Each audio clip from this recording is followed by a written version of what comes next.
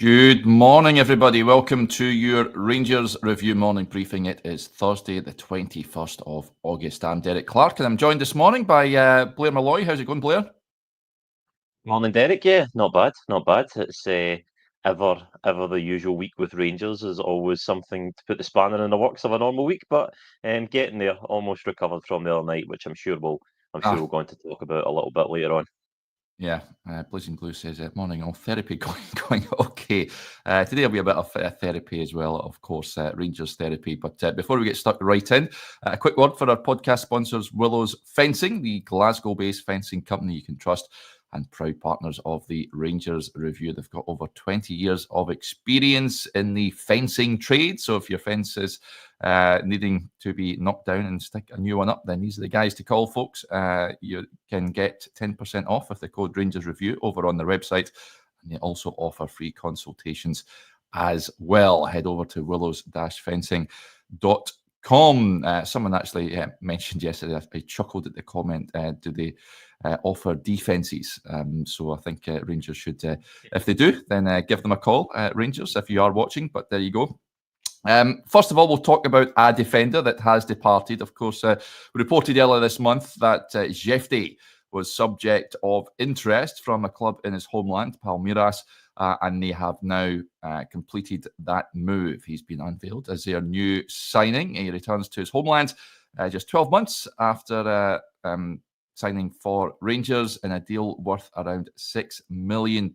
Rangers will also benefit from performance clauses, and they'll also get a sell-on percentage as well. So certainly this looks like a decent... I think when you were on last, Blair, we discussed Jefte potentially moving on. I think on the face of it, it's a good move for Rangers. They're getting a good chunk of cash in for a player that they spent less than £1 million on 12 months ago. My only slight concern, I've got to say, is that he really smashes it over there and he moves for big money. I think he has a lot of potential. But what's your view on this one? Yeah, absolutely. I think it's really good business for Rangers, and I think it's indicative of the business model that Rangers should be trying to adopt from now on out. This is a club we've always said we wanted to be, right? We always wanted to be this club that brought in guys for a small amount of money and progressed them a little bit and then flipped them and moved them on. And I think that's what Rangers are going to have to do to work their way back up into that sort of European elite and make themselves cash rich rather than just asset rich going forward. But for me, I don't think Jefte was ever at the required level while he was at Rangers, and I do have a little bit of sympathy for him because I think that he was probably never allowed to develop at the speed at which was healthy for him.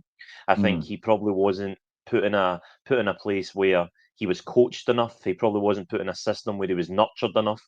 I think Josh has been repeating that stat ad nauseum that only James Tavernier played more minutes than Jefte last season, and I think at 21 years old, that's just it's just not what you need for your development.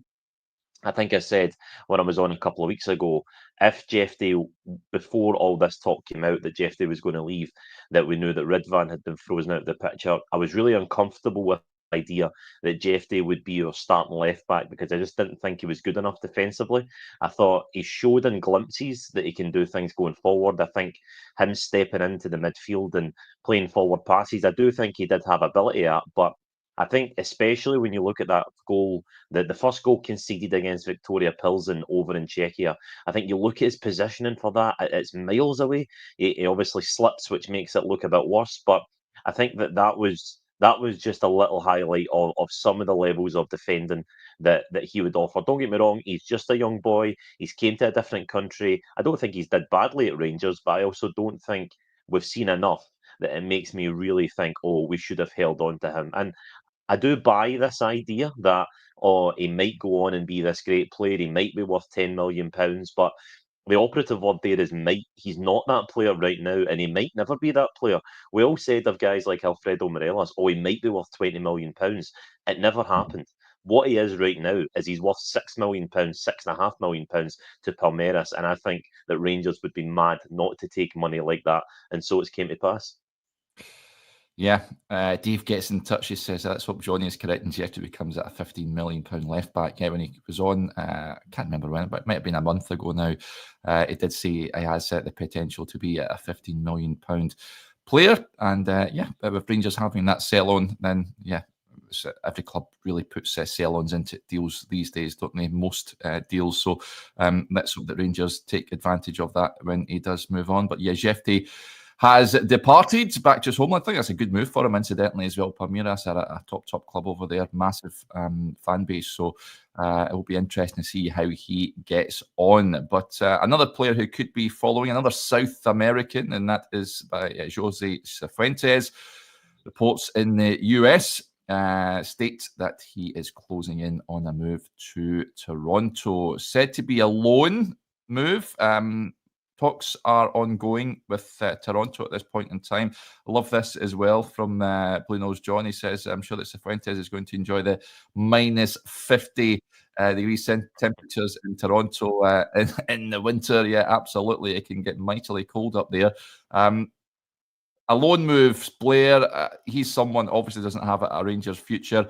If there is an option or an obligation to buy on the back of that, then fair enough. But he's another player that never really worked at Rangers, had personal issues as well, of course. Was supposed to take Rangers to the next level, as Michael Beale infamously said, and it just hasn't worked. Yeah, it's just not worked out for him at Rangers. I just think he's one of these players that it never really got going. I can't really remember off the top of my head any games where he was really a standout. I've seen a couple of people in the comments maybe a little bit disgruntled that it's only a loan deal, but I think when you've got players where there's not many suitors, I think that this is probably the best way to get players out of the club. I think that you need to give guys the opportunity to show that they are good players, because they're not going to show it at Rangers. They're not going to show it in the Rangers reserves. So I think that given an opportunity to go out on loan somewhere else to play football, he will go to Toronto, he will play, and then we need to hope that Toronto take that option up, or another team who have been watching him play that football come in with an offer, because I don't think anybody is going to come and offer the kind of money that Rangers are looking for a player that's not really kicked a ball, especially for Rangers in the last 12 months. It's a frustrating one for me, because I always remember when he came, I really thought that he had all the attributes to work, and this may be one of the few times where I do have a bit of sympathy for Michael Beale. I seen this guy coming in, and I thought, oh, this could be a really good sign. And he came with a bit of pedigree. He'd played at the 2022 World Cup for Ecuador. He'd won the South American Under-20 Championship, and he was a player who, like I said, had a bit of a reputation in where he was coming in, and he looked really good in the MLS the first time. And I think that it's always a gamble when you're signing players from the MLS, if they can adapt to Scottish culture, to the Scottish game. But it just didn't really take off for him. And I think he's another one that Rangers will do well to get out the door, first on loan and then permanently. Yeah, and the thought is that Toronto will have an option to buy him, pretty much like Aris Thessaloniki, but they never exercised that. They couldn't meet Rangers' asking price for him this summer.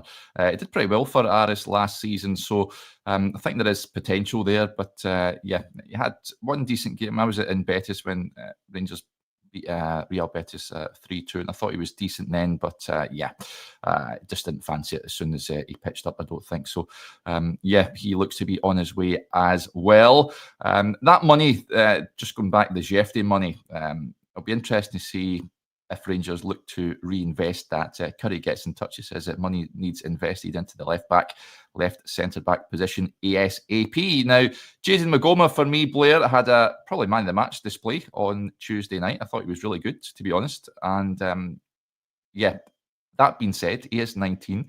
Given that Rangers have already offloaded Robbie Fraser and probably going to offload Ridvan Yilmaz, I've been saying that for the last probably 6 transfer windows. They need to bring in an experienced head in both positions, I would argue, given the goals that Rangers are losing and, yeah, the lack of leadership in the back line. For me, 2 experienced players in those 2 positions should be top of the shopping list. Do you agree? Yeah, absolutely, Derek. Absolutely. I've said it on here before as well that I think if I had my choice of position to strengthen first in this Rangers team, it's absolutely at left back. And I agree with you. I think Jaden Migoma had a really promising debut the other night. I think the way he was not only attacking the ball but also interacting with other players and really geeing them up, it showed a maturity, I think, beyond his years. So I think there is a player there. It concerns me that once again we're relying on a 19-year-old to be the starting left back. I think this is all right. Migoma is here to develop. That's why we've signed him on loan. That's why he's been given to us on loan. But equally, this is the exact same problem that happened with Jefte. Jefte wasn't ready to to be the starting left back. He wasn't ready to have that pressure thrust upon him, and now we've got Megoma at left back. And is he ready to be the starting left back? Because we all know what can happen to a player at Rangers if you go through a little bit of a bad patch and there's no one there to drop you for to take your position from the bench. There's no one there to give you a bit of a break. It can become a really, really tiresome exercise, and it can really break a lot of players. So I think for me, signing a left back is absolutely imperative. I think that signing a left centre back as well is right up there in terms of importance. I think that if Russell Martin, and I think he will, going to continue with his ball playing centre half, building from the back, starting off from defence, making the defenders step up, then you need to sign guys who have the ability to do it. You're looking at John Souttar, and I think John Souttar has a particular set of skills, but building out from the back is not one of them. Playing defence splitting passes is not one of them. So I think that there has to be a real emphasis placed on signing guys who can do that from the back. I don't know what you think about the left back position, but I would like to see someone who in their mid-20s already get a fair bit of experience behind them, and I'd feel comfortable with starting the big games this season. Yeah, the issue I have again, it goes back to the system that Rangers are playing and the expansiveness of that. Even I think you need to bring guys in, that are comfortable on the ball and able to play out from the back. But Rangers have been too wide open in matches, and the marking has been deplorable. Let's be honest. So I have serious doubts over whether whoever comes in, Russell Martin, will be able to organise them in a proper manner. So there's so many questions that remain with regards to Rangers, their style of play. Is it a personnel thing? Is it a style thing? Bit of both. He's got players in there, and it was told by when we had the Swansea podcaster on, he says he needs specific pieces to make the team work, and he doesn't have them at the moment. Players are playing a system that they're not comfortable with, that they're just simply incapable of playing. And I think as a manager, this is my issue with Russell Martin. I'll get your thoughts on the other night in a moment, Blair, but he's someone that is set in his ways.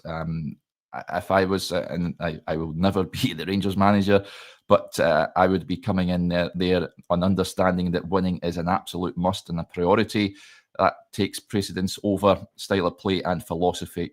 You gradually integrate what you want to do in your beliefs over time, but you need to get results at Rangers. As we've touched on before, draws are no good. That is my concern. I've got to say that he's just went in immediately and flung this on players, and obviously they're learning on the job game by game, and it shows at this moment in time. Many of them, for me, just aren't up to it. Now, Tuesday night then, what did you make of what unfolded at Ibrox? Rangers left with work to do, shall we say, next week, next Wednesday, of course, in Belgium, trailing Brugge by 3-1. For me, Blair, I reckon the tie's over. I know that Russell Martin came out after the game. Likewise, Danilo, John Souttar saying it isn't. They've got to say that, of course. But it was a tad ugly the other night. What did you make of it all? Yeah, absolutely. I think perhaps the most damning part, and I tweeted this during the game, that I think that anyone who's watched Rangers so far this season, that first half wasn't a particular surprise. And as shocking as it was, and I think that everyone was taken aback by how the goals were conceded and the manner at which the goals were conceded. But I don't think anyone that watched that Alloa game would not have seen any of those goals and went, oh, well, that's not our team. That's exactly what we are this season. We are a team that is not organised in defence and has those goals absolutely in us. I thought it was very interesting in the post-match when Russell Martin made quite the bold claim that we won't see those goals conceded again this season, which Yeah. I I think hope he's when right, you've but already seen a few of those goals conceded before that night. Yeah. Carry on. I think I think hard to believe that that's going to take place when we've already seen those goals conceded. I don't know how we can say that with much confidence. I think that the defence is clearly an issue, as highlighted the other night. I think it's something that a lot of people have been touching on, but I think it's a really valid point. The fact that 3 out of the 4 that were starting the other night are loan players. Now, I've got nothing against loan players. I think that if you get a good loan player and it works well, and there's perhaps an option there, then I think loan deals can be good. But I think the way that our defence is constructed right now, it seriously worries me, because this is my take on it. I see Russell Martin continually ask the fans for time, to ask the fans to buy into this project that isn't going to happen overnight. It's going to take a wee while for these players to bed into the system. Fair enough, I understand that. I take Josh's point that he was saying yesterday that you need short-term pain for long-term gain. Totally understand that. But we are potentially going into a scenario where next season 3 out of the back 4 could be back off to their parent clubs. You've got John Souttar, who's out of contract. So there is a very real situation where none of the back 4 could be there at the start of next season. So what are we building towards? What long-term plan is actually going to be put in place? Because if these players aren't even going to be there, then why are we spending so much time right now going through this pain of bedding them into a system when we're going to have to do it all over again come the start of next year? Yeah, it's kicking the can down the road, of course, with regards to the defence. A lot of comments coming in off the back of that. An interesting one as well, just on the other end of the pitch. Blair says one shot on target at home. Not confident we can score more than 2 goals over there. I said yesterday, I think Rangers will need to score 5 goals on Wednesday night to be in with a chance of going through. I'm not being overreactionary with regards to that. Rangers are conceding next week. There's no doubt about it. And I think they're pretty much, don't fancy them keeping clean sheets in any game, even Sunday coming up, I've got to say. So, for me, the tie is pretty much done and dusted, unless Russell Martin adopts a different approach, which I can't see him doing, to be honest with you. But the other end of the pitch, as the comment came in there, one shot on target isn't good enough, is it? And I noticed something on social media the other day as well, Blair, about when he was appointed, and Kevin Thelwell, of course, the sporting director, speaking about Martin's appointment. It says his teams play dominant football. They control the ball, dictate the tempo, and impose themselves physically. They press aggressively and work relentlessly off the ball. These are all characteristics that we believe are required to be successful at home, away, and abroad. We're not seeing any of that, are we? No, I don't think we have so far. I think if you were to read that to me during the game midweek, I think you'd be talking about Brugge rather than talking about us, to be honest. I don't think we've seen much of that so far, and it is a building process. I get that, but there are some things you don't need to build. You don't need to build running. You don't need to build tempo. You don't need to build pace. And even if it's not working exactly the way you want it to work, I think that the speed at which Rangers play is just so slow. And I think I've been at Ibrox a few times this year, and being at Fir Park as well. I think the real frustration that is emanated from the Rangers fans, and this has been something that's been over the past few years, and like you spoke about yesterday as well, this season does not exist in a vacuum. The scar tissue amongst the support is still there from the previous seasons. And what the Rangers support have been so annoyed by is just the speed, the lackadaisical nature of build-up play. It's just back, it's sideways, it's back, and we're seeing it again. And we were told we weren't going to see it again. We were told that horseshoe was gone. We were going to see fast wingers. We were going to see high press in football. And yet, when it starts going wrong, when it's not got the breakthrough early, it reverts to type, and you start seeing that football that, if we're being really honest, is boring. And I think that is what a lot of fans are really upset by. You're watching football, it's just not entertaining. And then if you're not getting results to go along with that, it's very, very hard to keep the fans on board. It is a lot of fans, and I do feel for them. Certainly, they've had to endure a lot over recent years, and we were expecting, certainly with the new ownership taking over, this fresh new Rangers, and of course the appointment when it was made was a bit of a subdued feeling from the fan base. He wasn't the popular choice. Let's be honest about it. He said that himself, Russell Martin, and he had to get off to a real good start to win fans over, and it's not quite materialised that way. I give him credit getting to the Champions League playoff. I didn't think Rangers would reach that stage, but domestically is where it's at, and Rangers have stumbled in their opening 2 games. On Sunday, it is huge. It is must win. Rangers cannot afford to drop points in that game. In fact, the next 2 games must win for Russell Martin, I think, in terms of trying to change the mood and the feeling, because, of course, the international break is coming up as well. But Sunday is absolutely massive for me. It has to get a victory in that game, Blair.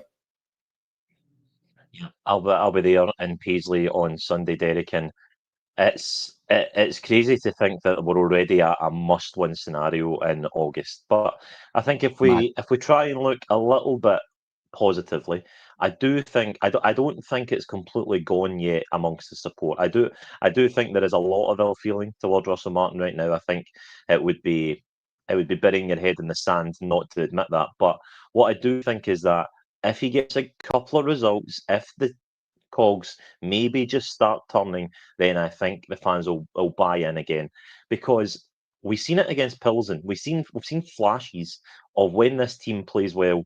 It is good to watch when it works. We've just not seen it work enough.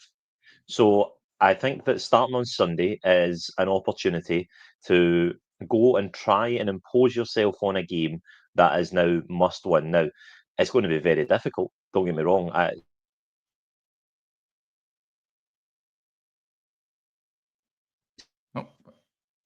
I've lost Blair.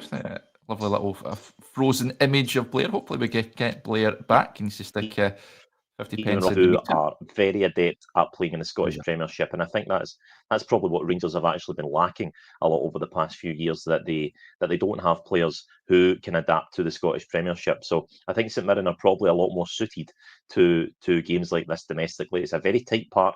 12 o'clock on a Sunday is notoriously never been a time where Rangers have played well. It's always seems to be that there's always an upset at midday on a Sunday. I always hate kickoff times like that because it's just an accident waiting to happen.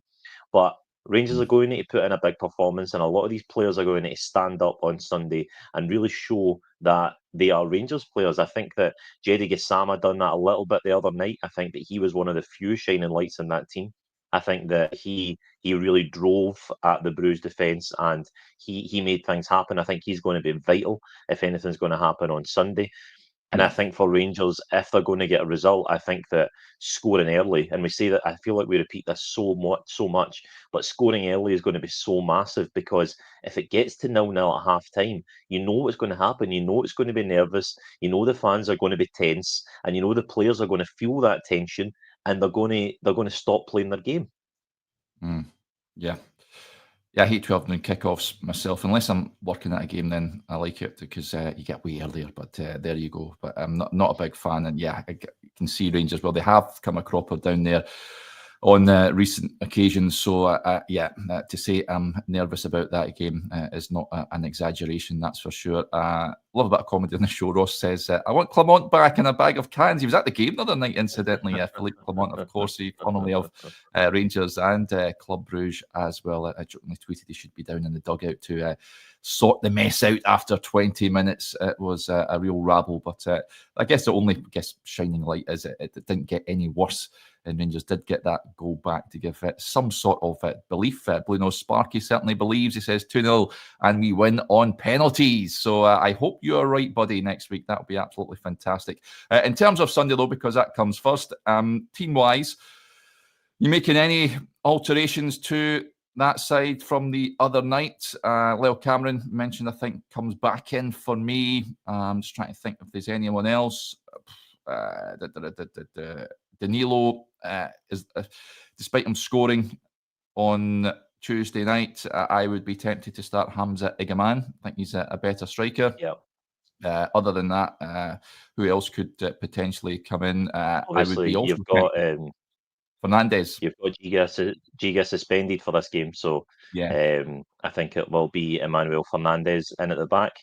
I'd be tempted to put James Tavernier back in at right back, just maybe instead of Max Aarons. I think that Megoma will keep his place at left back. I would probably say Suter and Fernandes as the back two, and then I'd maybe put Tavernier in at right back. I think it's an absolute must that Lyle Cameron starts. I was stunned that Lyle Cameron didn't play against Bruges the other night. I had him in my predicted 11. I know he did say that Raskin would definitely play, but I actually thought that was a bit of a bluff from Russell Martin. But the fact that Russell Martin and Joe Rothwell continue to be played in the same team, I think we've seen a few times now that it doesn't work for me. I just don't think that Nico Raskin can play that position or a little bit higher up, or if he plays in the six and Joe Rothwell's playing higher up, I just don't think the two of them dovetail particularly well. And now, if we didn't have any other options, I would be okay. Just get the players on the park that have got there. But I think Lyle Cameron's come in and did well. I think Lyle Cameron offers you an engine, he offers you legs, and he offers you a positivity that I think I've not seen from a lot of the players. I personally think that our best midfield on paper for me is Nico Raskin sitting at the base of that midfield, Lyle Cameron doing your running, and then Tello Asgard as your 10. Now, whether we actually see that midfield, I don't know. But I would definitely be bringing Lyle Cameron back into that midfield. Whether that's for Nico Raskin or Joe Rothwell, I don't know. But I think Cameron's a must for me. I like the sound of that. I'd be on board with that, I've got to say. Wouldn't mind seeing that on the weekend. And this is an interesting one, a bit left field. I haven't thought of this. See, can he do that? Says Mikey Moore as a 9 for me. He can play across the front line. Do wonder if he'll start on Sunday as well. But Russell Martin certainly has options available to him.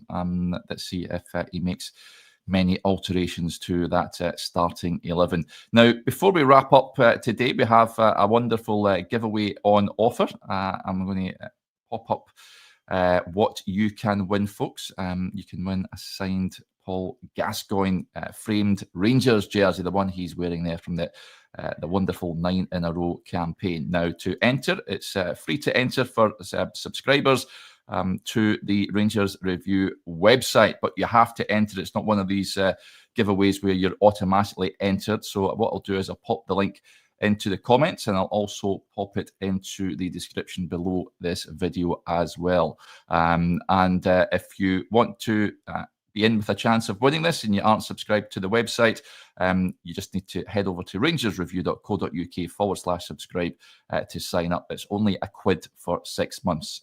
It's cracking value. That in itself is we're practically giving away the subscription to the website, folks. So do go and check it out if you want to be in with a chance of winning that signed Rangers jersey from an absolute icon. Wouldn't mind him in his pomp in that Rangers midfield.